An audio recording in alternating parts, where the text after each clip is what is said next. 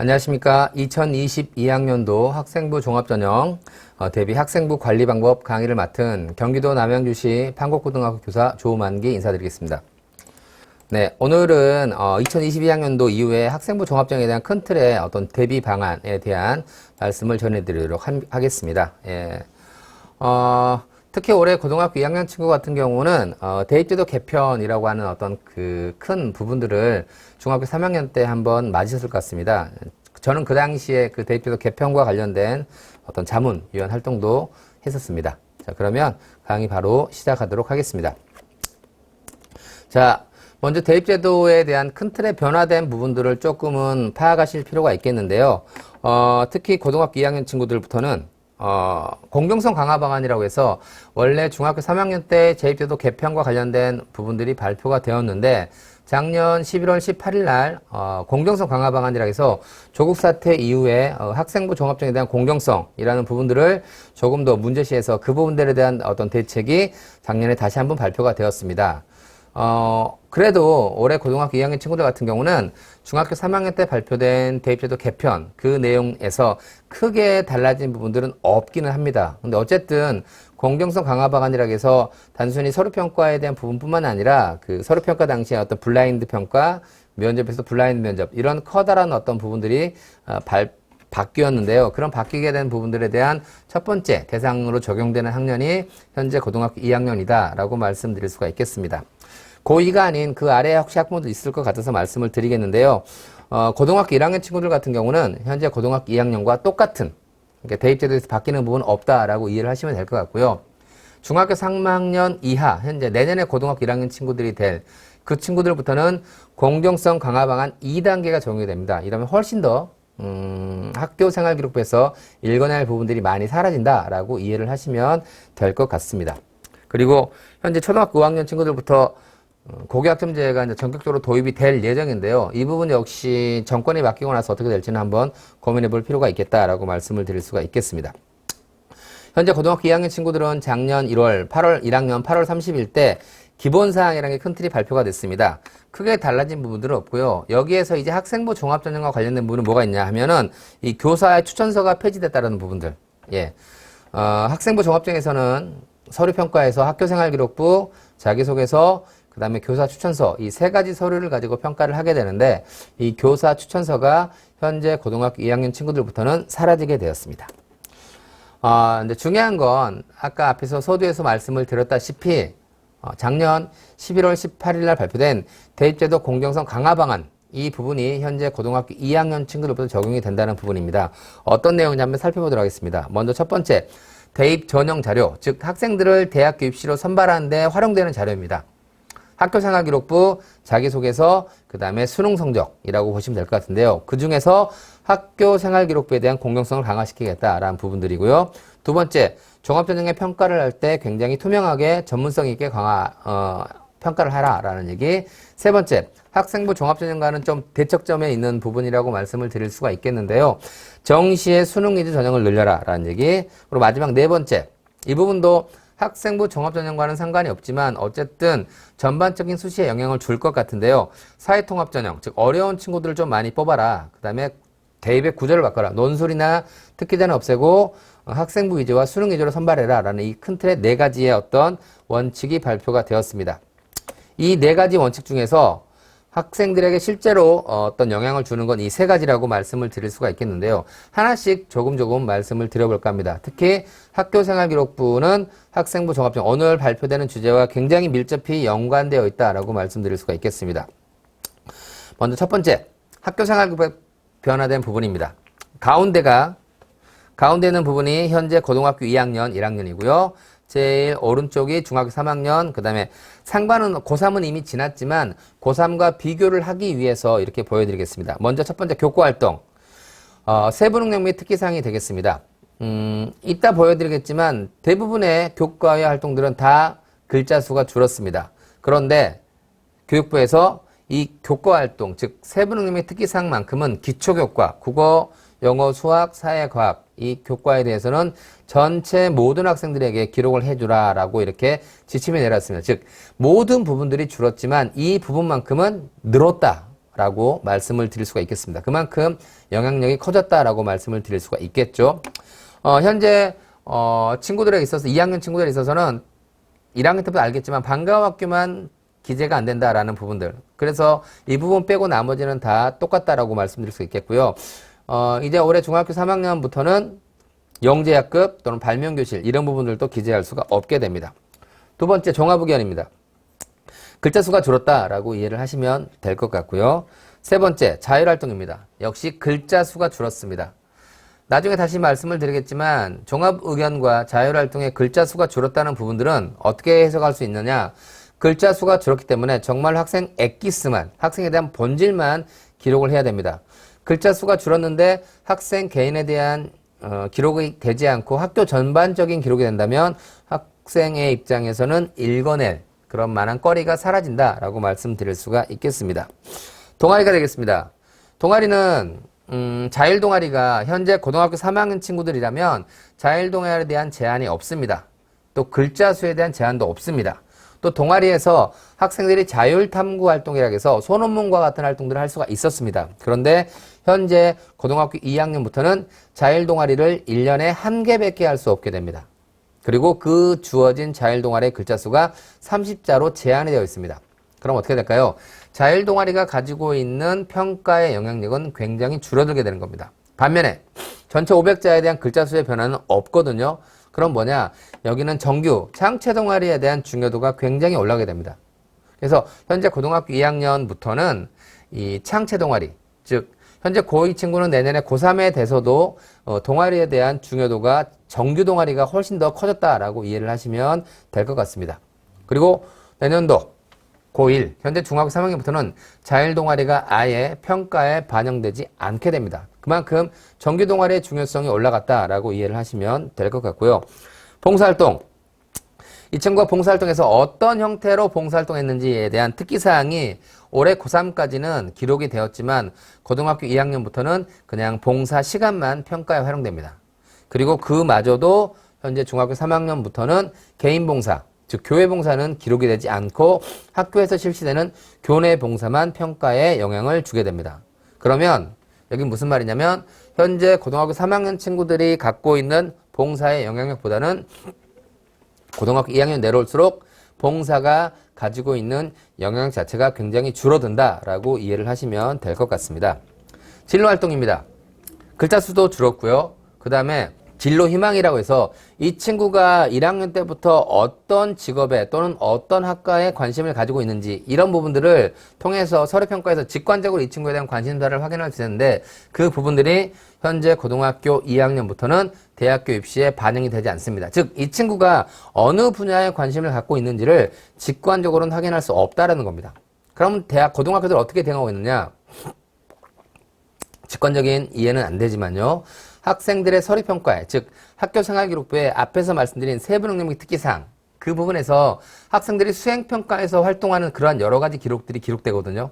그 수행평가를 하는 과정 속에서 학생들이 자신들이 발표하는, 자신들이 토론하는, 자신들이 보고서를 쓰는 그러한 주제에서 학생들이 어느 분야에 관심이 있다라는 부분들을 보여줘야 됩니다. 실제로 그런 식으로 보여주고 있는 그러한 기록들이 굉장히 많이 나오고 있고 그러한 기록들에서 되게 유의미한 결과들이 나오고 있다라고 말씀드릴 수가 있겠습니다.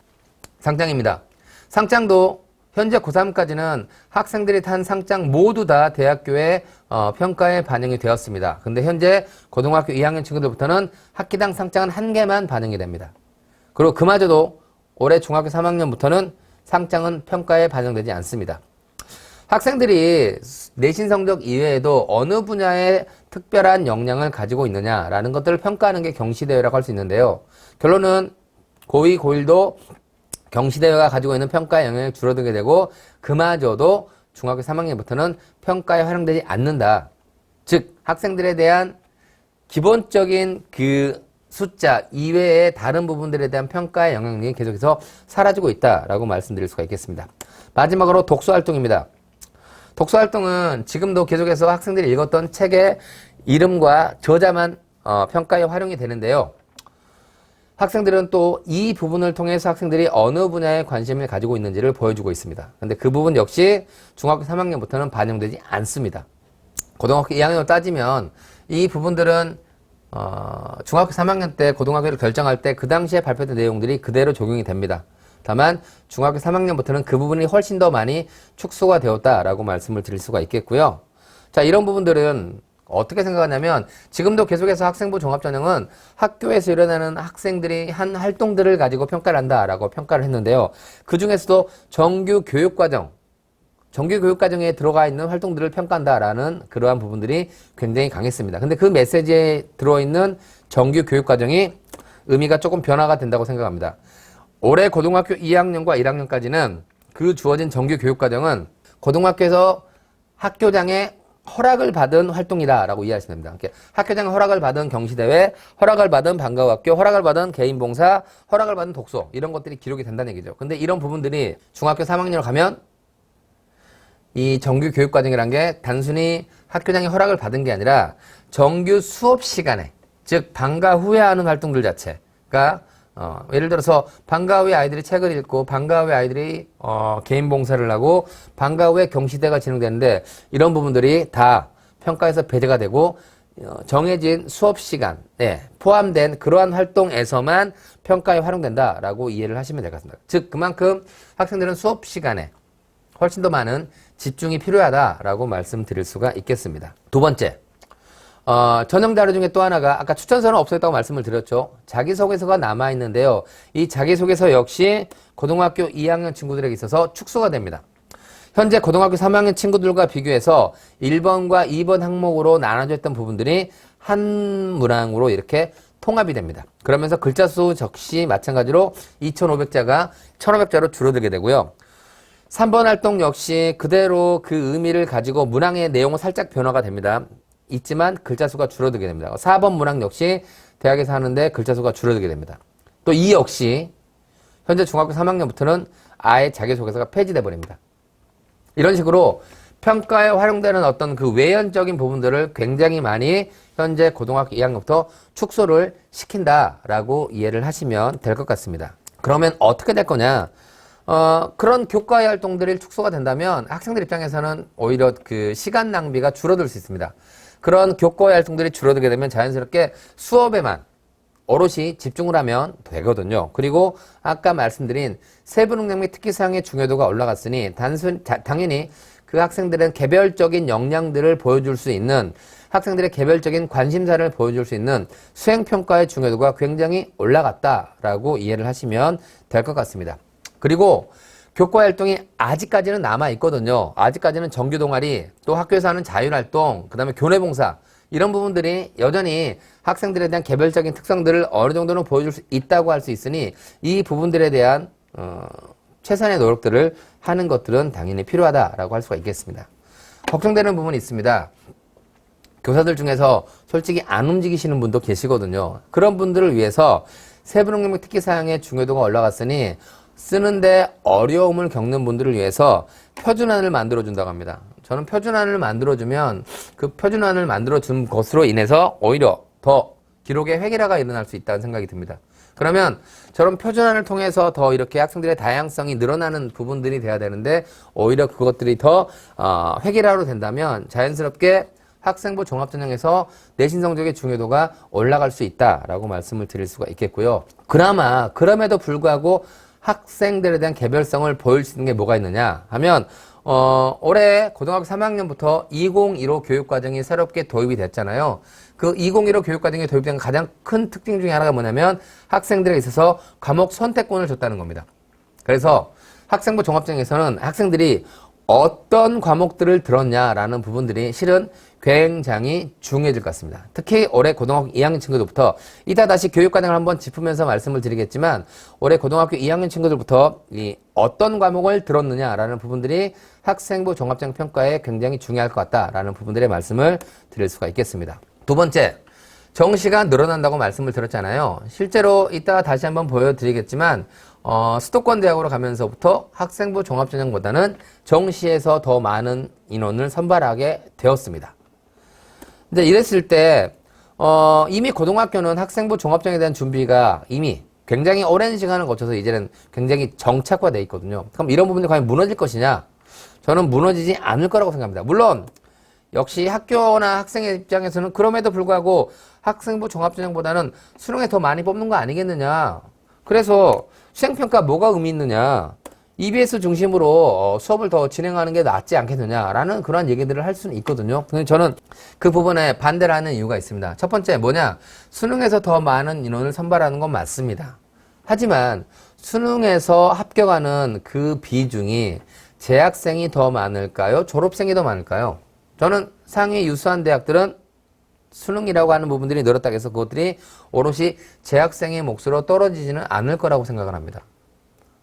여전히 상위권 대학은 그럼에도 불구하고 학생부 종합전형이 두 번째 전형입니다. 그리고 이 전형은 오롯이 재학생들의 몫이라고 저는 생각을 하거든요. 그래서 재학생들 입장에서 보면 전체적인 큰 틀의 비중 자체는 수능이 더 많겠지만 재학생 입장에서 합격의 비율을 본다면 여전히 학생부 종합전형이 전 넘버원이라고 생각을 합니다. 그리고 고등학교 현장에서는 아까 말씀드린 세부능력 특기사항이 훨씬 더 중요해졌다고 말씀을 드렸잖아요. 고등학교 현장은 이미 많이 과거에는 학교에서 프로그램을 많이 실시를 해서 그 프로그램을 통해서 학생부 종합전형에 대한 준비를 시켰다면 최근에는 학교에서 수업의 방식의 변화를 통해서 종합전형에 대한 준비를 많이 시켜줍니다. 따라서 고등학교는 물론 올해 그 코로나 때문에 온라인 수업이 더 늘어났지만 온라인 수업 등 팀티칭 굉장히 다양한 형태의 수업을 통해서 학생들에 대한 역량과 관심사 활동들을 보여줄 거거든요. 그래서 여전히 고등학교도 실은 부담이 좀 줄었습니다. 왜? 교과의 활동들이 많이 줄고 세특, 즉 교사가 가장 우선적으로 해야 되는 활동은 바로 수업이거든요. 그 수업을 통해서 충분히 학생들에 대한 종합전형에 대한 준비를 시킬 수 있다라는 부분들로 이렇게 경향성이 바뀌었기 때문에 종합전형에 대한 준비 버리면 절대 안 된다라는 말씀을 드리고 싶습니다. 그래서 세 번째 대입전형의 구조가 바뀐다고 말씀을 드렸죠. 논술전형은 폐지를 유도합니다. 유도. 하지만 논술이 아예 없어지는 않을 겁니다. 아주 느린 속도로 줄어들 거고요. 반면에 특기자 전형은 폐지를 유도지만 이건 굉장히 빠른 속도로 줄어들 겁니다. 특히 외고나 자사고에서 좀 유리한 그 글로벌, 즉 어학 성적과 관련된 전형은 굉장히 빠른 속도로 줄어들게 될 겁니다. 그 다음에 마지막으로 사회통합 전형이라서 어려운 친구들을 좀 더 많이 선발하라 라는 부분들이 발표됐고요. 이보다 이제 그 다음입니다. 지역균형 선발이라는 게 새로 생겼습니다. 올해 고등학교 2학년부터. 이건 뭐냐? 이번에 11월 18일 날 작년에 그 발표를 하면서 뭘 똑같이 했었냐면 학생부 종합전형에 대한 실태조사를 했습니다. 그러면서 특정 지역이나 특정 유형의 고등학교에 유리한 어떤 그런 부분들이 없는지를 굉장히 많이 살펴봤거든요.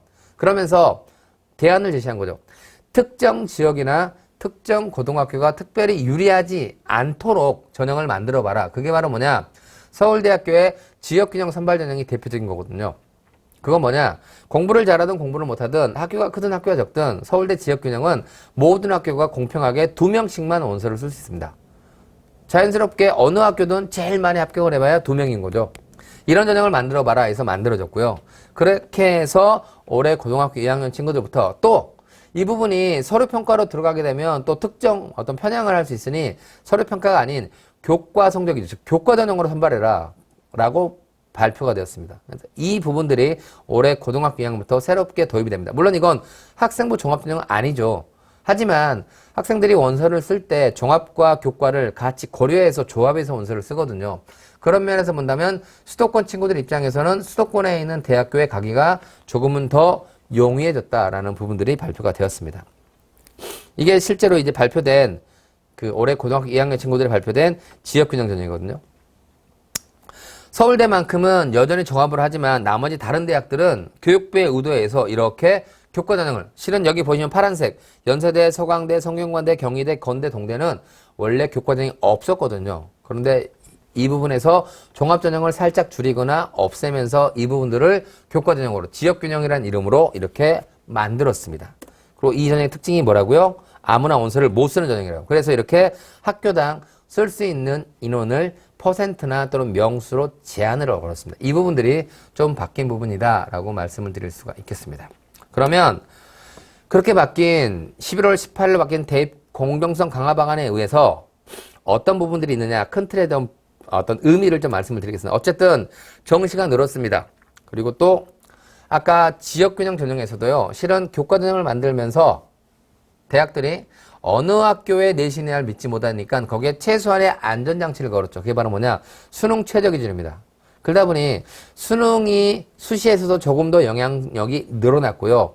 정시에서도 수능 위주가 늘었으니 전체적인 큰 틀에서는 수능의 중요성이 올라갔다라고 말씀드릴 수가 있겠고요.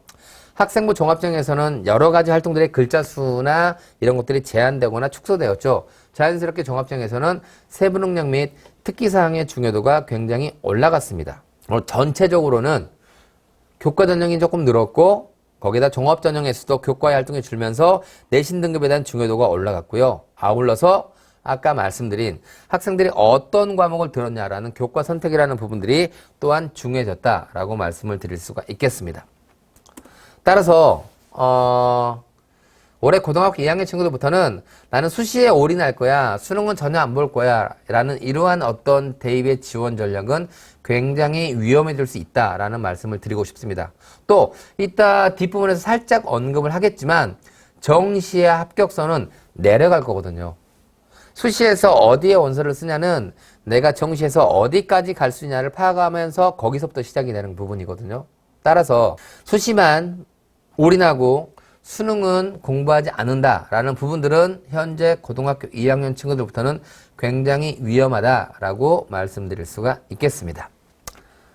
자, 이제 올해 고등학교 2학년 친구들에 대한 정보가 올해 4월 30일 날 전국에 있는 200여 개 대학들이 우리 대학은 현재 고2 친구들이 내년에 고3이 될 때 어떻게 뽑을 거야 라는 부분들이 발표가 되었습니다. 자, 그 부분에 대한 것들을 한번 짚어드릴게요. 먼저 제일 왼쪽에 있는 건 현재 대학교 1학년이고요. 가운데 있는 건 현재 고3이고요. 제일 오른쪽에 있는 게 고등학교 2학년이 되겠습니다. 정시가 늘었습니다. 두 번째, 그럼에도 불구하고 수시에서 학생부 위주, 학생부 교과 전형과 학생부 종합전형의 비율은 줄기는 줄었지만 여전히 전체의 3분의 2를 선발하고 있습니다. 그리고 그런 게 어려운 친구들을 뽑는 전형이 좀 더 늘었고요. 정시에서 수능이 바뀌기 때문에 대학별로 우리 대학에 오기 위해서는 수학에서 이런 과목을 탐구는 과탐을 들어야 돼 라고 이렇게 픽스한 대학교들의 발표가 있었고요. 마지막으로 아까 말씀드린 수도권의 지역균형 전형, 교과 전형이 늘었다라는 부분들이 전반적인 고등학교 2학년 친구들에 대한 대입의 주요 특징이다라고 말씀을 드릴 수가 있을 것 같습니다. 그러면 살짝만 각 전형에 대한 비율을 좀 말씀을 드릴게요. 먼저 첫 번째 보여드리는 그래프는 올해 고등학교 3학년이고요. 아래쪽에 나와 있는 게 현재 고등학교 2학년 친구들입니다. 그 비율을 갖다가 제가 한번 뽑아봤는데요. 검은색은 늘었다는 겁니다. 그러니까 교과 전형은 그다음에 교과 전형과 수능은 작년도에 비해서 올해 고3에 비해서 고2가 더 늘었습니다. 그리고 종합과 실기 전형은 줄었죠. 하지만 보시면 여전히 전국으로 따졌을 때는 하늘색 학생부 교과 전형을 가장 많이 선발하고 두 번째가 종합전형입니다. 근데 저희 동대문구에서 전국에 있는 모든 지역으로 원서를 쓰고 합격하기를 바라지는 않으시겠죠. 그래서 이 범위를 인서울로 바꿔봤습니다. 어떻게 되느냐? 고3이고요. 고등학교 2학년이 되겠습니다. 비율의 변화입니다. 빨간색 교과 전형과 수능은 늘었죠. 그리고 빨간색, 그 다음에 종합과 논술이 줄은 부분들을 확인할 수가 있을 겁니다. 그리고 보시면 전국으로 따지면 교과가 1등이었는데 서울로 가니까 순위가 완전히 뒤바뀝니다. 뭐가 1등이냐? 수능이 1등입니다. 그리고 종합이 2등이고 교과가 3등으로 됩니다. 다시 전국에 있는 서울에 있는 대학교 중에서 상위 16개 플러스 이화여대, 홍익대 18개 대학교를 말씀을 드리겠습니다.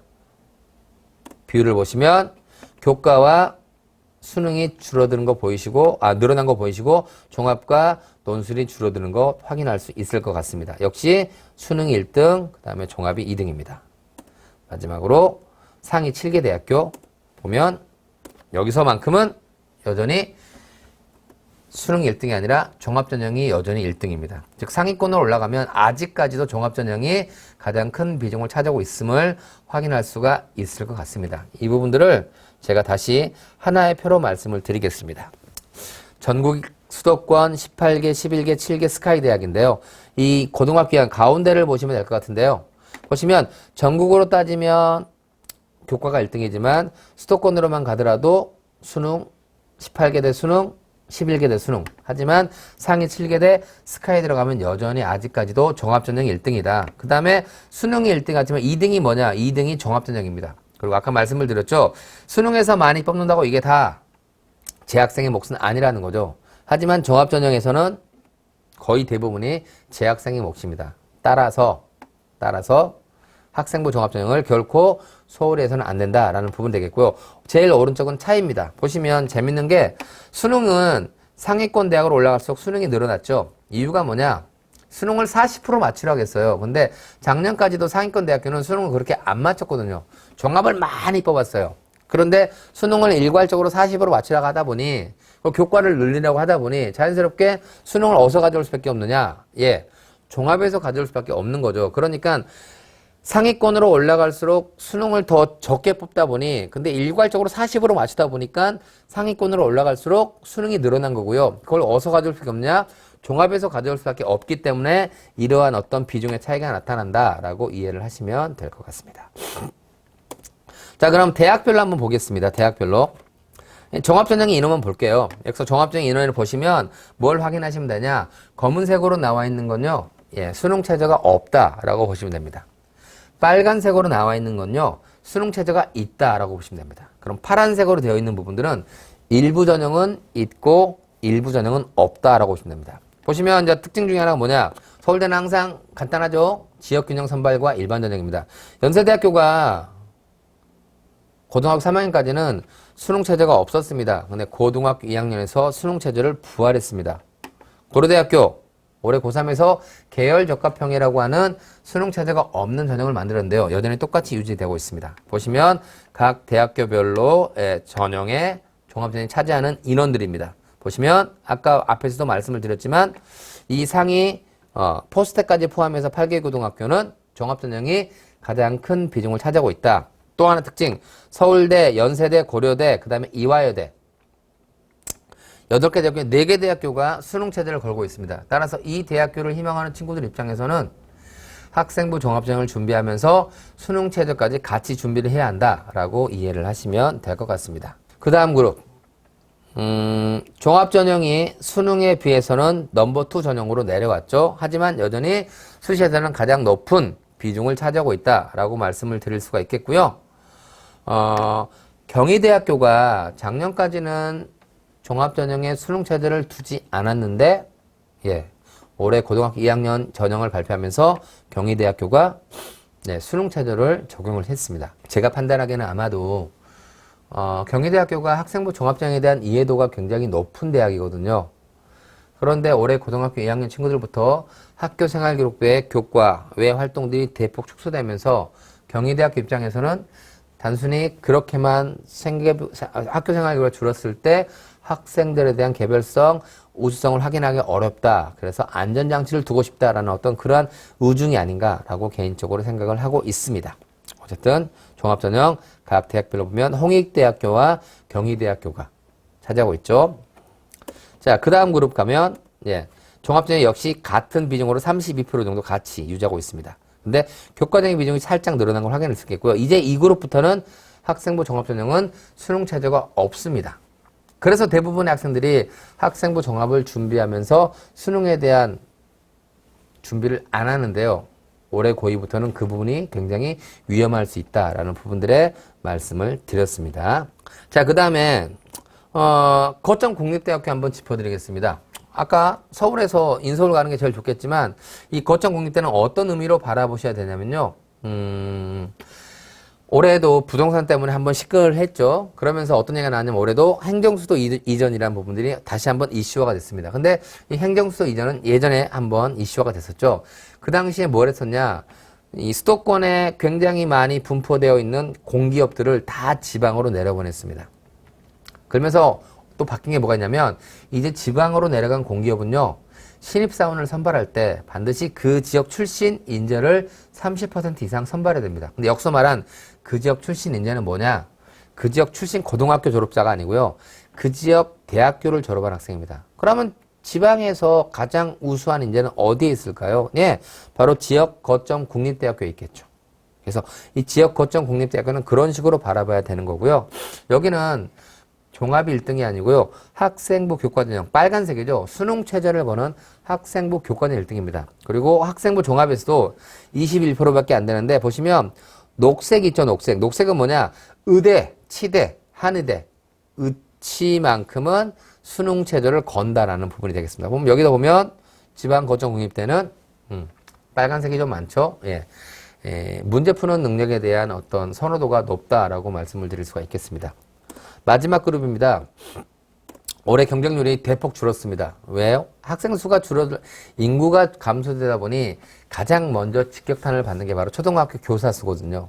그래서 아무래도 초등교사는 앞으로 갈수록 더 힘들 것 같습니다. 임용되기가. 근데 어쨌든 이 주어진 교대는 학생부 종합으로 거의 절반을 뽑고 수능, 정시나 절반을 뽑는다라고 이해를 하시면 될 것 같습니다. 이런 식으로 각 대학교마다 종합전형이 차지하는 비율과 실은 제가 교과나 뭐 논술이나 다른 부분들은 설명을 같이 안 드렸는데 종합전형이 차지하는 비율이 조금씩 어떤 변화가 있는 부분들, 그 다음에 수능 체제를 거느냐 안 거느냐에 대한 변화, 이런 부분들도 있는 것들을 조금 확인하실 필요가 있겠습니다.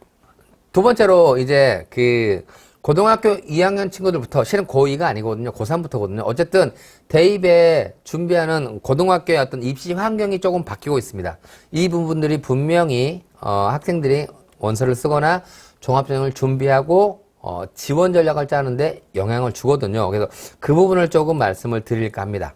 먼저 첫 번째, 올해 고3부터 2015 교육과정이 도입이 되지만 실제적인 2015 교육과정은 현재 고등학교 2학년 친구들부터 적용된다라고 말씀드릴 수가 있겠습니다. 이 2015 교육과정이 고등학교 2학년부터 실질적으로 적용이 되는데 이게 과연 학생부 종합전형에 영향을 주느냐? 영향을 줍니다. 어떻게 주느냐? 첫 번째, 문이과가 통합이 됩니다. 무슨 말이냐?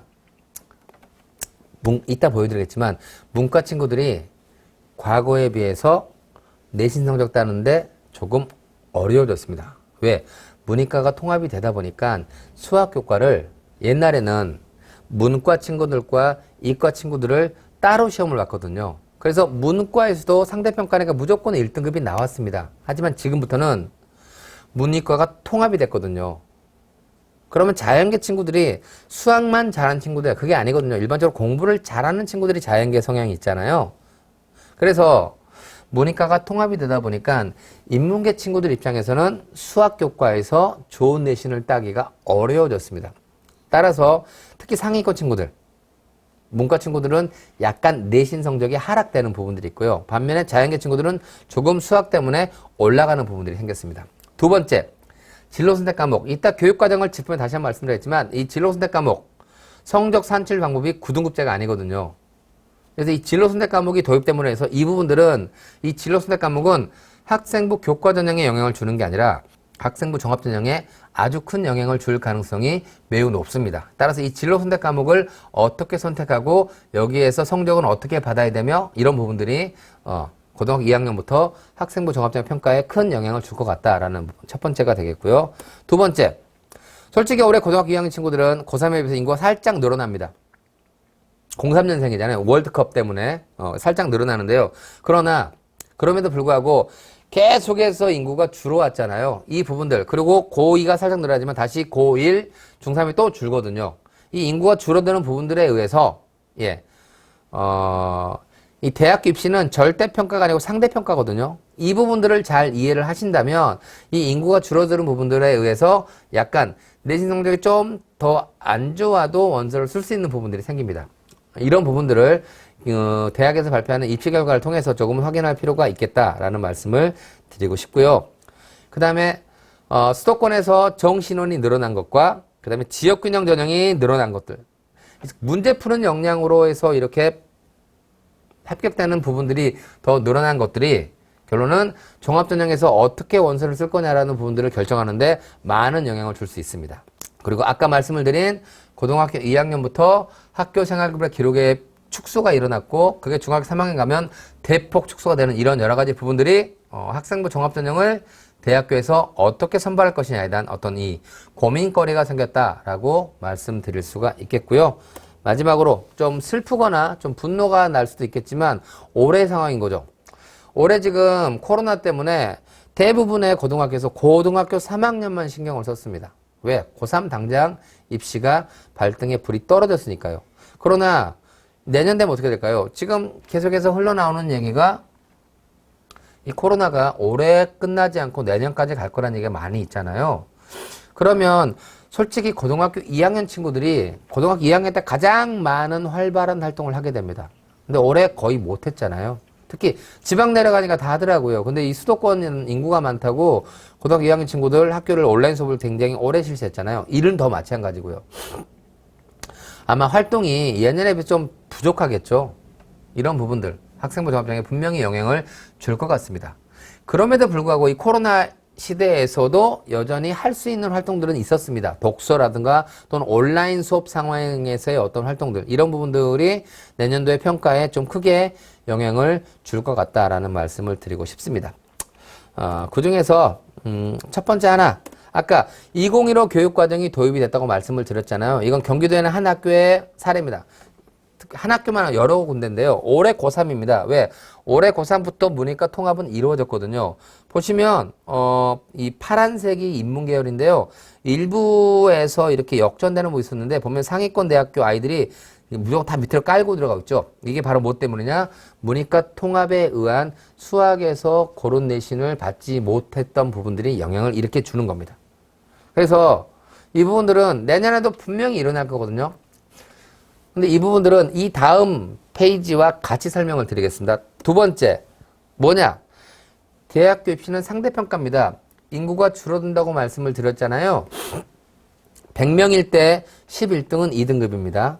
근데 90명일 때 11등, 80명일 때 11등은 계속 3등급이거든요. 근데 저는 이 100명이 현재 대학교 2학년이라고 보고요. 이 90명이 현재 대학교 1학년, 80명이 현재 고3, 그리고 고2입니다.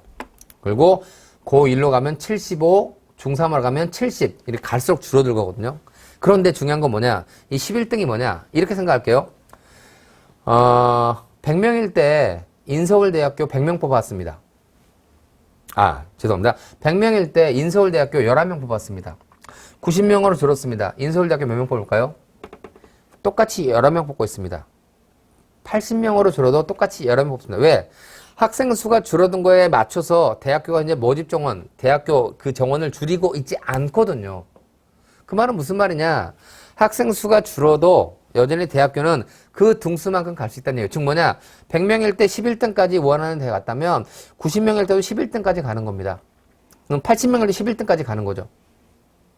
그 말은 무슨 말일까요? 내신은 떨어지게 되는 거다. 즉 학생 수가 줄어들게 되면 더 낮은 내신이어도 원서를 쓸 수 있다는 얘기가 되겠죠. 즉 내신 성적의 영향력이 커진다겠는데 더 낮은 내신도 갈 수 있다는 부분이 되는 겁니다. 또 이게 뭐와 연결되느냐? 그대로 정시와도 연결됩니다. 가만히 있어도 정시 입결도 똑같이 떨어지겠죠. 왜? 똑같은 등수로 가는 거냐. 근데 중요한 건 뭐냐? 정시를 더 늘렸어요. 80명일 때 11등 뽑아야 되는데 80명일 때 15등까지 갑니다. 그럼 어떻게 될까요? 정시 입결은 더 떨어지겠죠. 이런 여러 가지 부분들이 수시에서 원서를 쓰는데 영향을 줄 수밖에 없다라는 거죠. 이런 부분들은 학생부 종합에도 영향을 주겠지만 고3이 되어서 원서를 쓸 때 아주 크게 영향을 줄 것 같다라는 부분들 살짝 짚어드리겠습니다. 자, 이제 학생부 종합전형에 대한 실제적인 말씀들을 더 드려보도록 하겠습니다. 먼저 종합전형은요, 가끔 이런 질문을 합니다. 선생님, 저희 아이가, 선생님, 제가 내신이 2.0인데 모 대학에 원서를 쓸 수 있을까요?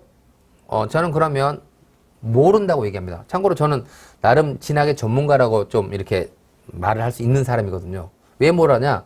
숫자 하나 가지고는 그 친구에 대한 전반적인 부분들의 지원 가능성을 파악할 수 없기 때문입니다. 예를 들어 볼게요. 어떤 친구는 국어 1등급, 영어 2등급, 수학 3등급입니다. 평균 2등급이죠. 또 어떤 친구는 반대로 수학 1등급, 영어 2등급, 국어가 3등급입니다. 근데 둘 다 표면적으로는 2등급인 거잖아요. 자연스럽게 수학이 3등급, 국어 1등급은 국문과에는 어울리는 친구겠지만 공대는 어울리지 않는 친구겠죠. 거꾸로 수학이 1등급이고 국어가 3등급 친구가 전혀 반대가 되겠죠. 그래서 단순히 평균 숫자 하나만 가지고 어떻게 지원 가능성을 확인할 수 있냐? 확인할 수 없다라는 거죠. 학생부 종합전형에서는 내신 성적이 중요해지겠지만 그 내신 성적이 단순히 숫자 하나만이 있는 게 아니고요.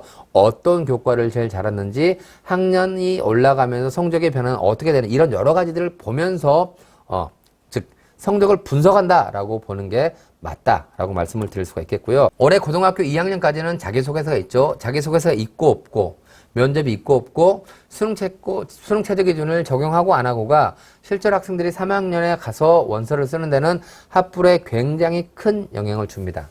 하지만 지금 현재 시점에서는요. 현재 고2, 고1 시점에서는 이 부분에 대한 신경을 쓸 필요가 없습니다. 무조건 내신 관리 플러스 활동 관리를 하시면 된다. 이 부분은 언제 고민하는 거냐? 3학년 1학기가 모두 끝나고 나서 이제 대학교 원서를 쓰려고 고민하는 그 시점에 가서 나에게 어떤 전형이 더 맞는 것이냐, 그 즈음에 가서 고민하는 게 맞다라고 말씀을 드릴 수가 있겠습니다. 그리고 과거에는 이 친구가 어느 분야에 관심이 있구나, 그 다음에 그래서 어떤 활동을 했구나라는 부분들이 진로희망이라는 것과 그 다음에 자율동아리라는 것들을 통해서 굉장히 많이 보여줬거든요. 근데 그게 올해 고등학교 2학년부터는 없어지거나 축소가 됐잖아요. 그럼 어떻게 해야 되느냐? 말씀을 드렸습니다. 뭐라고? 학생들이 수업 시간은 활동들 속에서 내가 이러한 깊이 있는 역량과 깊이를 더 가지고 있는 관심사를 가지고 있다라는 것들을 보여줘야 합니다. 그래서 수업 시간에 수행평가를 통해서 세부능력 및 특기사항에 어떤 기록을 얹힐 것이냐라는 부분들을 굉장히 많이 고민을 해야 한다. 그리고 마지막으로 생기부 기록의 축소와 코로나에 의해서 활동의 축소가 된 부분들이 선배들과는 어떤 비교하면 불리함을 가질 수는 있겠지만 대학에서는 이 부분들을 각 이러한 영향력을 감안을 해서 평가에 활용한다. 즉 선배보다 활동이 줄었으니까 불리하다? 그렇지 않다라는 말씀을 미리 드리겠습니다. 학생부 종합전형은 크게 네 가지입니다. 그냥 서류평가에서 학생부만 가지고 평가하는 전형이 있습니다. 보통 한양대학교나 전남대학교에 실시하는 방법이고요. 두 번째, 면접을 실시하는 경우에 지원자 모두를 다 면접을 할 수는 없는 거잖아요. 그래서 면접을 하는 학생들을 일부 선발합니다. 그게 바로 이제 단계별 전형이 되겠고요. 대부분 면접을 실시하는 건 이 단계별 전형. 그리고 이 단계별 전형이 가장 많은 수도권에서는 비중을 차지한다라고 말씀을 드릴 수가 있겠고요. 세 번째는 일괄합산. 예. 일괄합산하는 부분들은 보통 서울대학교 직윤이 되겠습니다. 그래서 지원자 모두를 대상으로 면접을 실시하는 어떤 이런 부분들. 마지막 네 번째, 학생부만이 아닌 학교생활기록부하고 자기소개서를 통해서 평가하는 이렇게 네 가지 전형으로 좀 구분을 할 수가 있겠는데요. 자, 그러면 올해 4월 30일 날 발표된 고등학교 2학년 친구들을 대상으로 하는 종합전형에서 종합전형은 종류가 여러 개 있잖아요. 그 중에서 보통 아무나 일반적인 고등학생이 모두 쓸 수 있는 특별한 지원 자격이 없어도 되는 어떤 그러한 전형에서 가장 많이 뽑는 그러한 전형을 두 개, 하나만 가지고 와봤습니다. 서울대학교 직윤이 되겠고요. 그 다음에 여기는 일반 전형이 되겠습니다. 뭐 연세대학교는 여기는 활동 우수형, 여기는 국제형의 국내고, 고려대학교는 학업 우수형과 계열 적합형 뭐 이렇게 되겠고요. 이 부분에 이제 중요한 게 뭐냐면 서강대학교나 그 다음에 또는 경희대학교, 그 다음에 건국대학교, 동국대학교가 실은 작년까지는 즉 고3까지는 종합전형을 두 개를 실시했었습니다. 근데 그 부분을 서강대, 그 다음에 경희대, 건대 같은 경우가 아까 지역균형 전형이 하나 만들어졌다 했잖아요. 그래서 원래 종합전형을 두 개를 실시하던 곳에서 하나를 없애고 이 하나를 교과, 지역균형 전형으로 바꿨습니다. 어쨌든 그런 대학들이 있고요. 빨간색은 아까도 말씀을 드렸다시피 수능 체제가 적용된다라고 이해를 하시면 될 것 같고요. 이런 식으로 각 대학별로 이렇게 전형을 실시하고 있습니다. 보면 약간씩 특징이 있지만 대부분 면접을 실시한다라고 이해를 하시면 될 것 같고요. 그 다음 그룹이 되겠습니다. 역시 마찬가지로 전형을 두 개 실시하면 하나는 면접을 보거나 하나는 안 보는 거, 그리고 하나를 실시하면 대부분 단계별 전형으로 면접을 다 활용하고 있다라고 말씀을 드릴 수가 있겠습니다. 자, 그 다음 그룹 또 역시 마찬가지로 경기도, 권도 있는데 역시 대부분 똑같은 전형이죠. 전형의 이름이 중요한 게 아니고 전형의 방법이 중요한 게 아니고 결론 포인트는 뭐냐? 대부분 다 비슷한 형식으로 1단계를 통과한 후에 2단계에서 면접을 30 정도 보면서 평가를 하고, 만약에 다양한 인재를 선발하고 싶다면 한 전형은 면접을 실시하고 다른 전형은 면접을 실시하지 않고 서류평가 100으로 이렇게 평가하는 이런 형태의 흐름들이 있다라고 말씀을 드리고 싶습니다. 올해 고3에, 원서 접수가 끝났잖아요. 올해 발표한 대학들을 봤을 때 어떤 전형이 경쟁률이 가장 높은지 한번 살펴봤습니다. 그랬더니 한양대학교 에리카 전형. 저는 오늘 이 강의를 찍으러 오기 전에도 이제 잠깐 뉴스를 봤는데 경기도의 그 용인과 그다음에 성남과 그다음에 고양시가 인구 100만이 넘는 메가도시더라고요. 그리고 경기 남부에 안양, 거기다 수원, 그다음에 안산 이렇게 굉장히 큰 메가도시가 있죠. 그러다 보니까 한양대 에리카가 넘버원, 예, 경쟁률이 제일 높았습니다. 그다음에 2등이 가천대 의예과, 건국대, 숙대, 경희대, 한양대 에리카 또 나오죠. 동대, 그다음에 지스트도 있고요. 서울과기대. 보시면 최상위권은 아무래도 그 높은 내신을 요구하기 때문에 경쟁 안 나오고요. 그러다 보니까 제가 보기엔 기본적으로 그 중경외식, 건동, 홍숙 라인이 가장 경쟁률이 좀 많이 몰려 있다. 보면 그 대학교들이 여기 되게 많이 좀 몰려 있는 것들을 좀 확인할 수가 있을 것 같습니다. 어쨌든 10대 1이 넘어가면 굉장히 좀 높은 경쟁률이라고 이해를 하시면 될 것 같습니다. 근데 중요한 게 아까 앞에서 보셨다시피 이 각 대학마다 전형을 2개를 실시하잖아요. 그럼 그 2개의 전형 중에 내가 어느 전형이 더 맞는지 이런 부분을 파악할 필요가 있겠습니다. 먼저 서울대 지역교형 선발과 일반 전형입니다. 지역교형 선발 전형 아무나 원서를 못 씁니다. 학교당 많아야 2개만 씁니다. 이 전형에 가게 되면 지원자 모두 다 면접을 실시합니다. 반면에 일반 전형은 누구나 쓸 수 있습니다. 대신에 여기에서는 또 지역교형 선발 전형은 수능 최저 기준을 걸고요. 대신에 일반 전형은 수능 최저를 안 겁니다. 대신에 굉장히 높은 수준의 면접을 통해서 그 친구에 대한 학업 역량을 평가하게 됩니다. 고려대학교 학업 우수형은 수능 최저를 걸고요. 계열 적합형은 수능 최저를 걸지 않습니다. 그럼 위에 서울대 비슷한 것 같지? 그죠? 약간 비슷한 성향이지만 이 학업 우수형이 서울대 지금보다 훨씬 더 높은 수준의 최저를 걸고 있습니다. 또 계열 적합형은 수능 최저를 걸지 않아서 수능이 안 나온 친구들이 원서를 쓰면 되느냐? 실은 이게 약간 특기자 전형의 성격이 강합니다. 그래서 서류평가에서 조금 높은 수준의 서류평가를 요구한다라고 이해를 하시면 될 것 같고요. 성균관대 같은 경우는 계열 모집은 학과별로 안 뽑고요. 공학계열, 인문사학 이렇게 큰 틀로 단과대로 뽑습니다.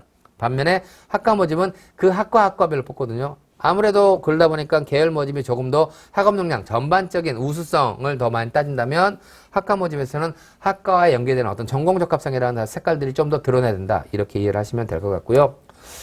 중앙대 다빈치형 인재와 탐구형 인재. 다빈치형 인재는 고루고루 모든 걸 다 잘하는 어떤 그 만능형 인재를 선발하는 전형이라면 탐구형 인재는 어느 한 부분에 대해서 깊이 있게 어떤 파고 들어간 어떤 그러한 활동이 여러 개 있는지 이렇게.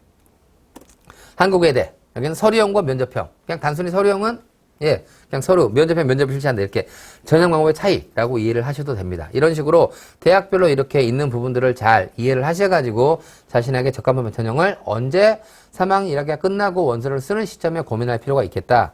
그 전까지는 이런 전형에 대한 구분보다는 내가 더 많은 내신 관리를 하고 더 많은 활동을 준비할 필요가 있겠다라고 말씀을 드릴 수가 있겠습니다.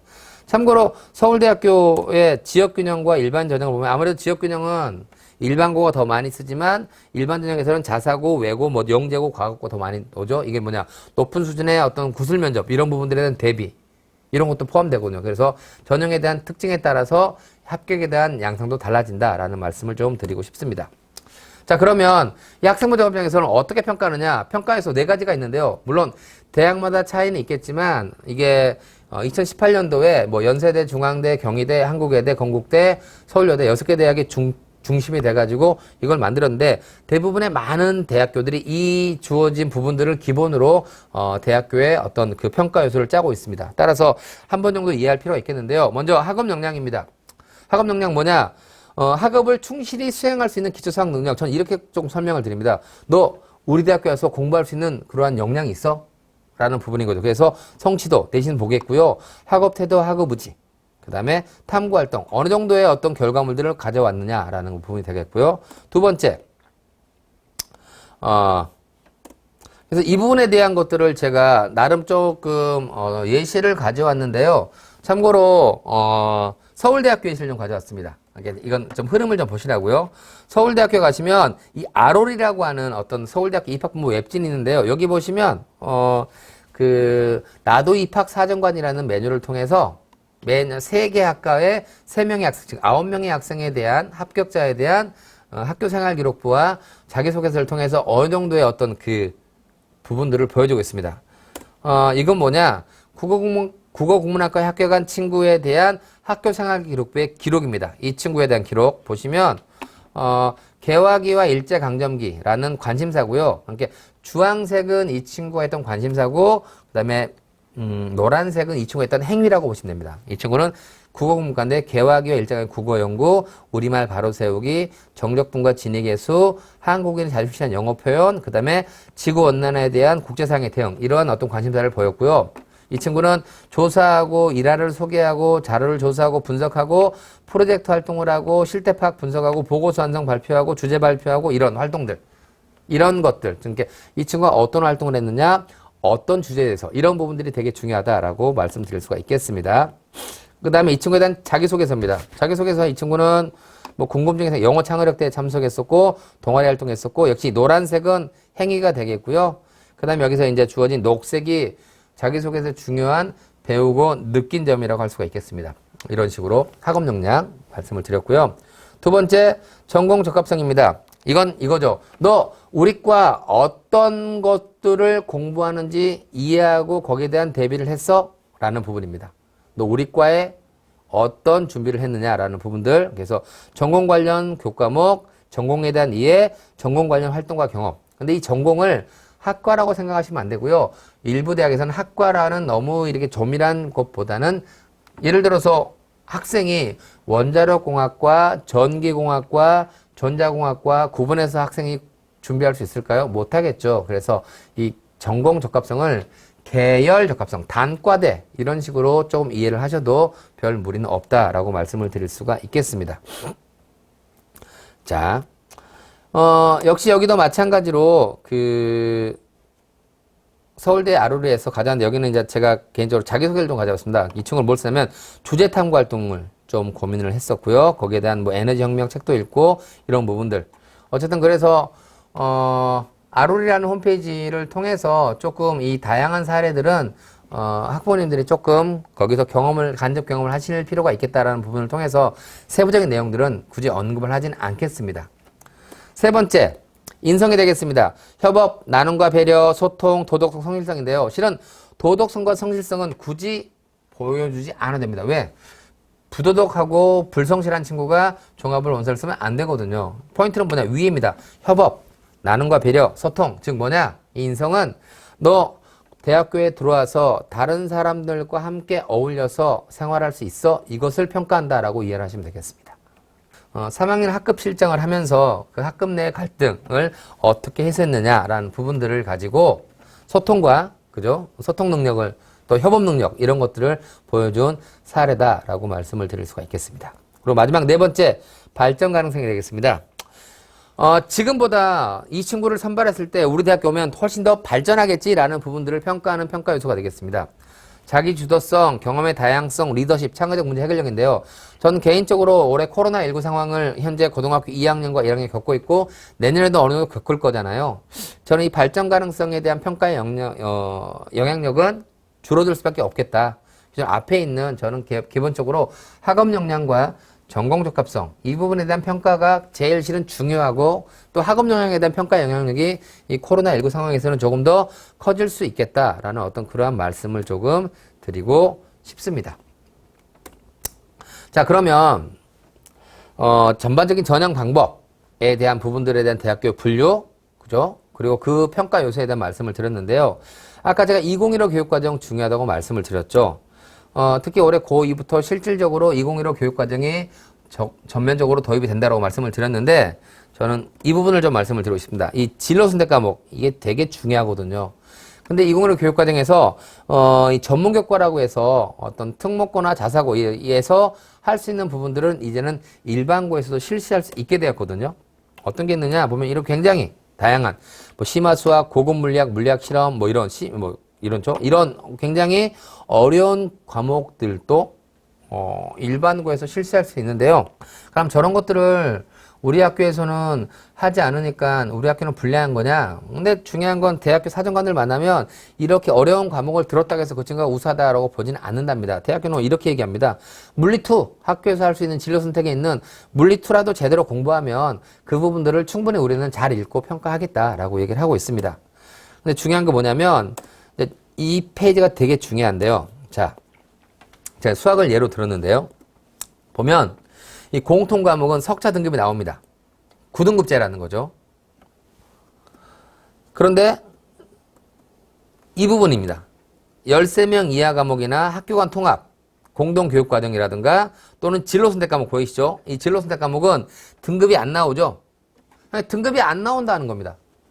A, B, C 3단계로 평가를 합니다. 그러면 A가 보통 예시 지금 현재 고등학교 2학년에서 진로 선택을 하고 있는데 보면 어떻게 나오냐? A가 많은 과목은 50% 이상 나오고요. 적은 과목은 18% 나옵니다. 18%도 인서울대학 가려면 3등급이거든요. 여기서 중요한 포인트는 이 진로 선택 과목이 등급이 안 나오는데 이 등급이 안 나오는 게 과연 평가에 영향을 줄 것이냐, 안 줄 것이냐? 주겠죠. 그러면 A를 당연하겠죠. 근데 A가 중요한 게 아니라는 겁니다. 이 과목들도 역시 학생들이 스스로 선택하고 시험 봐서 성적이 산출되는 과목이거든요. 제가 아까 앞에서 뭐라고 말씀드렸냐? 학생들은 이제는 어떤 과목을 선택했느냐, 그 어떤 과목을 선택했느냐 중요한 포인트가 바로 이 진로 선택 과목이라고 말씀을 드릴 수가 있거든요. 보겠습니다. 현재 고등학교 1학년, 2학년 친구들이 내년에 어떤 과목을 들을지 교육과정 선택을 지금 현재 하고 있을 겁니다. 학교는요, 보통 과목 위주로, 아까 전문교과 보통 과목 위주로 하고요. 그 다음에 중요한 건 과목 선택권을 보장하라는 얘기죠. 과목 선택권을 확대하라는 얘기죠. 그래서 포인트가 뭐냐?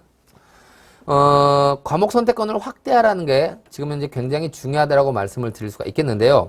자, 대학들은요, 이 진로 선택 과목을 어떻게 반영하는, 이거는 참고로 종합성에 반영하는 게 아닙니다. 교과 전형에서도 이렇게, 그 주어진 진로 선택 과목들을 평가에 활용을 합니다. 그러나 중요한 건 뭐냐? 이 정도 대학들만이 평가에 활용을 하고 있습니다. 따라서 학생부 종합전형에서도 실은 내신 등급이 중요하다고 말씀을 드렸죠. 제가 그 부분을 살짝 좀 말씀을 드리려고 합니다. 보통 학생들은 1학년 때 공통 과목을 들을 거고요. 2학년 때 이제 상대평가가 많은 일반 선택, 그리고 3학년 때 진로 선택을 많이 선택할 겁니다. 자연스럽게 3학년에 진로 선택 과목이 굉장히 많이, 특히 자연계 친구들 입장에서는요, 뭐 기하, 수학까지 탐구 또는 과학 2 과목, 이런 여러 가지 과목들이 3학년에 배치가 되는데 이게 1등급에서 9등급이 아닌 A, B, C 3단계 성취평가제로 성적이 산출됩니다. 그럼 이 부분은 A를, 인서울대학 가려면 A를 맞는 건 당연하겠죠. A가 많게는 30% 넘게 나오거든요. 그럼 이 과목들, 반면에, 국어 과목인 합법과정 언어 매체 또는 자연계 미적분 또는 문과 친구들, 사탐 과목들은요, 여전히 9등급제로 나올 겁니다. 근데 포인트는 뭐냐? 내신 성적을 교과 전형에 원서를 쓸 때는 2학년 성적이 굉장히 중요합니다. 왜? 3학년 때는 아무래도 진로 선택이 많다 보니까 3학년에 공부를 잘해가지고 성적을 올리면 이것들을 성적을 얻겠지. 이게 진로 선택이 많기 때문에 이런 부분들이 잘 안 된다는 거죠. 그래서 종합전형에서도 내신 성적의 중요도는 굉장히 올라가는데요. 이 내신 성적의 중요도가 2학년 때의 내신 성적의 중요도가 굉장히 많이 올라갔다. 3학년은 중요하긴 하지만 진로 선택이 많아지다 보니까 과거보다는 등급에서는 더 영향력이 떨어질 수밖에 없다라는 거죠. 이 부분들을 조금 좀 보시면 좋겠고요. 등급 받기 유리한 과목, 제가 보기에는 그렇게 찾기는 어렵다라고 말씀을 드릴 수가 있겠습니다. 자, 그러면 포인트는 뭐냐? 제가 계속해서 어떤 과목을 들었냐가 굉장히 중요해졌다고 말씀을 드렸죠. 2015 교육제도가 처음으로 도입되었을 때, 그래서 2017년부터 되었는데요. 현재 고3 친구들은 진로 선택과 연계한 선택 중심 교육 과정이라는 이 자료를 바탕으로 올해 고3 친구들은 과목을 선택했습니다. 근데 현재 고등학교 2학년 친구들은 서울시교육청에서 굉장히 좋은 자료를 만들었습니다. 2015 개정 교육 과정에 대한 선택 과목 안내서, 이거요. 그 서울시 교육연구정보원 홈페이지에 가시면 교육과정 진로 진학 메뉴에 보면 이 자료를 학부모님들로 다운받을 수가 있습니다. 이게 왜 중요하냐? 이 자료에는 어떤 내용들이 있냐면요. 첫 번째, 굉장히 다양한 이제 과목들이 만들어졌거든요. 그 과목들이 어떤 과목인지에 대한 부분들, 그 과목에서는 어떤 걸 배우며 그 과목은 어떤 직업과 연계되어 있다라는 부분들, 즉 교과에 대한 이해들 나와 있고요. 두 번째, 학생들이 오는 학과가 있겠잖아요. 그 학과에 가면 어떤 과목을 배우게 되는지, 어떤 아이들을 원하는지, 그리고 거기에는 고등학교에서 어떤 과목을 들으면 되는지, 이러한 자료가 나와 있습니다. 그러니까 학생 혼자 스스로 판단하지 마시고요. 아주 좋은 공교육의 자료가 있으니 이 자료를 바탕으로 하시면 될 것 같습니다. 근데 큰 틀의 포인트는 뭐냐? 내가 어떤 학과를 갈 거냐는 내가 어떤 과목들을 좋아하는지, 어떤 걸 좋아하는지, 그걸 잘하는지, 그걸 오래 할 수 있는지, 이 부분에 대한 어떤 기본적인 자기 이해가 필요하긴 하겠습니다. 한번 이 주어진 선택 과목 안내서에 대한 예시를 한번 보여드릴게요. 사회문제 탐구라는 교과목이 있거든요. 이 교과목은 성취도 3단계로 평가되며 등급이 안 나오는 과목이고, 이 과목을 들을 친구들은 이러한 직업을 희망하는 친구들은 이 과목을 들으면 좋겠어, 또는 이러한 학과를 가는 친구들은 이 과목을 들으면 좋겠어 라고 나와 있습니다. 그리고 이 과목이 어떤 과목이냐? 이 과목은 실생활에 접하게 되는 사회문제에 대해 해결책을 제시할 수 있는 능력을 기를 수 있으며 라는 쭉쭉 이 과목에 대한 설명이 나오는 거죠. 굉장히 좋은 자료입니다. 또 두 번째, 학과에 대한 이해. 예를 들어 보겠습니다. 심리학과를 가고 싶다. 그럼 심리학과를 찾겠죠. 심리학과는 이러한 부분들을 공부하게 된다. 심리학과에 가고 싶은 친구들은 이런 친구들, 과학적 마인드를 가지고 있고 사람의 심리를 고민하고 있고, 그리고 유사학과는 어디 있으며 어떤 대학에서 개설되고 있으며 어떤 데로 가고 있다. 그리고 이 과목을 들으려면 이러한 과목을 들으면 된다. 똑같은 거죠. 그래서 이 부분이 현재 고등학교 2학년부터는 제가 보기에는 학생부 종합전형에서 차지하는 영향력이 굉장히 클 거라고 생각합니다. 따라서 이러한 부분들을 조금, 그래서 제가 보기에는 2015 교육과정에서의 평가 요소에서 중요한 게 뭐가 있냐, 학생들이 어떤 과목을 들었냐, 이게 저는 굉장히 중요해질 것 같다라고 말씀을 드리고 싶습니다. 다시 한번 이 부분을 언급하고 싶은데요. 그래서 그러면 학생들이 선생님, 제가 공대를 가려고 하는데, 그러면 공대를 가려고 하는데 물리투를 들었으니까 전 유리하겠네요? 전 유리하다고 생각하지는 않습니다. 왜? 대부분의 친구들이 이제는 그렇게 물리투를 들을 거니까요. 그래서 내가 그 음악을 들었다고 해서 유리한 게 아니고요. 내가 공대를 가려고 하는데 물리투를 안 들은 친구들, 그 친구가 불리하게 적용되겠죠. 즉, 들었다고 유리한 게 아니라 들어야 되는데 듣지 않은 친구들이 불리하게 평가에 영향을 받을 것 같습니다. 근데 중요한 건 두 번째, 듣긴 들었는데 어떻게 들었냐, 이 부분은 약간 평가에 영향을 줄 것 같습니다. 예를 들어 물리투를 듣고 싶어요. 학교에서 들으면 제일 좋겠죠. 근데 학교에 물리투가 개설이 안 돼버렸어요. 난 그래도 듣고 싶어요. 그래서 어떻게 하냐, 인근 학교에 가가지고 공동교육 과정을 듣거나 또는 온라인으로 수업을 듣는 친구들 있잖아요. 이 친구는 어떻게 들어요? 정규 수업 시간에 못 듣잖아요. 수업이 끝나고 나서 다시 어느 특정한 날에 가가지고 저녁에 수업을 들어야 되는 거잖아요. 그럼 뭐예요? 다른 사람보다 더 열심히 노력을 해서 수업을 듣는 거죠. 따라서 어떻게 들었냐, 이 부분은 조금은 더 평가에 영향력이 있을 것 같습니다. 어쨌든 어떤 과목을 선택했느냐, 어려움이 예상됨에도 불구하고 내가 가고자 하는 학과에 이 주어진 교과가 필요하니 나는 그래서 그 교과를 듣겠다. 이 부분들 평가에 저는 영향을 줄 것 같다고 생각을 합니다. 자, 그러면 그렇게 아이들이 스스로가 자신이 원하는 과목을 찾다 보면, 옛날에는 자, 모두 다 이 과목 다 들어. 근데 이제는 아이들이 각각 필요한 과목을 찾다 보니 자연스럽게 적은 인원들, 즉 소인수 과목들이 늘어나겠죠. 대학들은 평가할 때 어떻게 들었냐, 즉 학교에서 수업 시간에 들었냐 또는 방과 후에 들었냐, 이것들 확인할 거고요. 또 방과 후에 들었네, 얘가 학교에서 들을 수 있는데 들었는데 들을 수 없어서 들었는지, 이런 것도 확인할 겁니다. 그리고 몇 명이나 들었는지, 이제 이게 중요할 거라는 얘기죠. 자, 예를 들어 보겠습니다.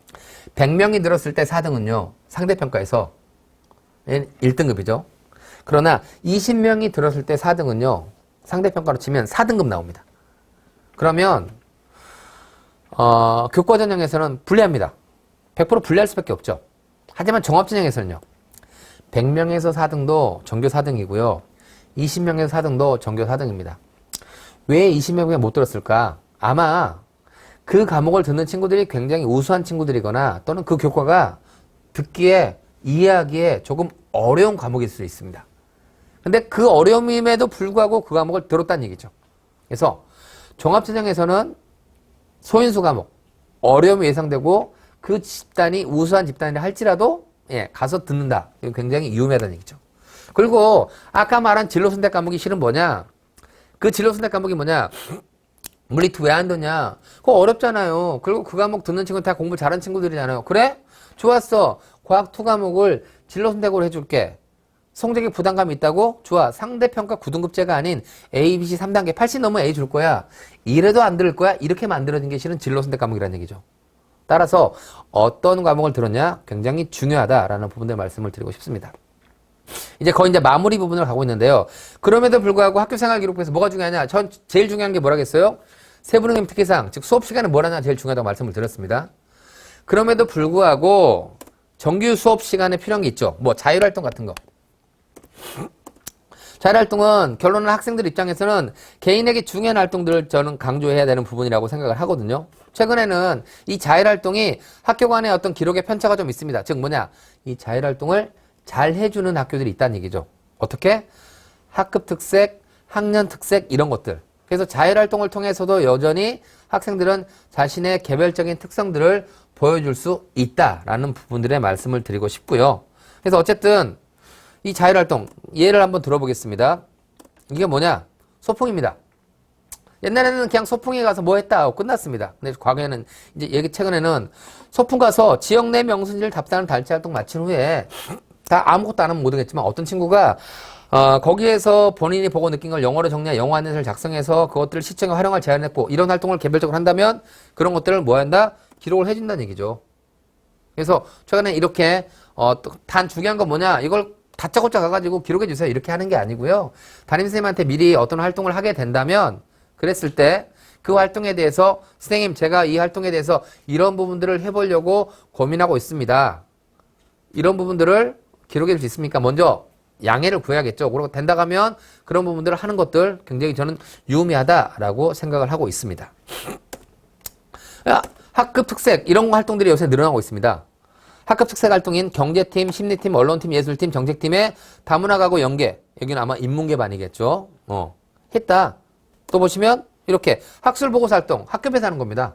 담임선생님과 통해서 이 친구는 뭐 소비 관련 통계자료를 참고해서 어떤 쇼핑 명칭에 대한 인터뷰하고 그와 관련된 자료를 했다라고 나오는 거죠. 이런 식으로 학급에 개별화된 프로그램들, 학년에 개별화된 학교의 그 프로그램들 이런 부분들은 여전히 학교 생활기록부에 기록될 수 있는 활동이니 이런 부분들은 적극적으로 참여를 해서 거기에 대한 개별적인 특성들, 영향들 보여줄 필요가 있겠다라는 부분들의 말씀을 드리고 싶습니다. 여기까지가 학생부 종합형에 대한 전반적인 부분입니다. 그리고 마무리로 이제 뭘 말씀드리고 싶냐? 올해 고3 친구들에 있어서 수도권 대학에서 첨단학과라는 이름으로 학과가 새롭게 만들어졌습니다. 올해 고3 처음 만들어졌거든요. 근데 이런 학과가 만들어진지 모르는 아이들이 많죠. 그럼 어떻게 될까요? 이런 학과들도 내년에 학생부 종합으로 선발을 할 거잖아요. 어떤 학과들이 만드냐 한번 보겠습니다. 반도체, AI, 인공지능, 데이터, 스마트, 보안 이런 단어들이 굉장히 많이 보입니다. 예, 주로 자연계학과가 많이 있습니다. 인공지능과 데이터 이런 부분들은요 과학이 아니고 수학과 관련된 활동들이 많아지거든요. 따라서 이런 활동들이 많아졌다, 이런 학과들이 많아졌다, 이게 미래의 먹거리라고 생각하는 거거든요. 그러면 이런 부분들에 대한 학생들이 미리미리 좀 이런 학과들이 생겼다는 것들을 알고 준비한다면 저는 많은 도움을 받을 수 있다라고 생각을 합니다. 그리고 2022학년도부터 약대가 새롭게 선발되죠. 약대는 제가 보기에는 의치한 다음에 수의학과 그 사이에 있을 거라고 생각합니다. 여기 보시면 종합전을 한번 보겠습니다. 이 전국에 뽑는 대학인데 약대가 약 내년 한 1,400명 정도 뽑는데요. 보시면 종합전을 뽑는데 이 괄호가 뭐냐? 이 괄호가 뭐냐면요. 이 괄호가 수능 체제를 적용하지 않는 인원입니다. 별로 없습니다. 즉 뭐냐? 이 의치한 약수는요. 학교에서의 여러 가지 자연계 최고의 활동들을 통해서 종합전에 대한 준비를 하면서도요. 아울러서 무엇도 같이 해야 되느냐? 수능 최저 기준도 같이 준비를 해야 한다라는 어떤 그런 부분들의 말씀을 드리고 싶었습니다. 자, 이제 거의 마지막인데요. 제가 아까 2학년 활동이 굉장히 중요하다고 말씀을 드렸죠. 보통 친구들 3학년 1학기 때 올라가서 바짝 성적을 올리면 자신의 성적이 굉장히 큰 변화가 있을 거라고 생각합니다. 여기 보시면 3학년 1학기 때 1등급을 맞는다고 쳐도 2학년 때까지의 평균 등급이 3.5등급이면 3자를 못 벗어납니다. 즉 3학년에 가가지고 성적 변화가 그렇게 썩 크지는 않다라는 얘기입니다. 따라서 특히 현재 2학년부터는 3학년에 그 등급제로 나오는 과목들의 숫자가 굉장히 많이 줍니다. 더더욱 3학년에서의 성적의 변화가 일어나기는 어려워집니다. 즉 그만큼 뭐냐? 2학년 때의 활동과 2학년 때 성적이 굉장히 중요하다는 겁니다. 올해 코로나 때문에 못했는데요. 그건 전국이 다 못했죠. 그래서 그 부분에서 이렇게 고등학교 2학년 친구들끼리의 경쟁은 여전히 존재한다는 겁니다. 그 부분을 좀 노력하시면 좋을 것 같고 2학년 2학기 지금 아마 2학년 2학기 지금 중간고사 준비하고 마무리할 건데 2학년 2학기 성적이 어찌 보면 가장 중요한 성적이 될 수 있다라는 말씀 드리고 싶습니다. 자, 이제 마지막입니다. 올해도 교육과정이 바뀌고 코로나 때문에 굉장히 다양한 어떤 여러 가지 부분들이 바뀌고 있습니다. 그런 바뀌는 부분들에 대해서 대학들도 학교들도 또 이런 그 지자체에서도 대비를 해주고 있습니다. 근데 중요한 건 정작 이런 부분들에 대해서 가장 크게 대비를 하는 건 누구냐? 실은 학생들이거든요. 올 고3부터는요. 수시 원서부터 끝나고 내 입시는 끝났다? 안 됩니다. 올해 고3부터는요. 무조건 대학교 입시는 언제 끝나냐? 수능을 치는 그날까지가 대학교 입시의 마지막 종착역입니다. 그래서 아까도 말씀드렸죠. 고2부터는 수시 올해는 절대 없습니다. 그러다 보면 자연스럽게 아이들 어떻게 되느냐? 그에 대한 대비들 학생들 스스로가 해야 되거든요. 저는 학생들 항상 하는 말이 있습니다. 서두르지는 않되 쉬지도 않게 조금씩 쌓아갔을 때 마지막 수능 당일날 너에게 유의미한 결과가 일어날 것이다. 당장 오늘 강의 듣고 바로 아이들한테 바로 좀 강요하지 마시고요. 어쨌든 아이들한테 꾸준히 수능 보는 그날까지 최선을 다해서 열심히 했을 때 원하는 결과를 얻을 수 있다. 학생부 종합도 마찬가지다. 이렇게 좀 말씀을 드리면서 제 강의 마치도록 하겠습니다. 예, 감사합니다.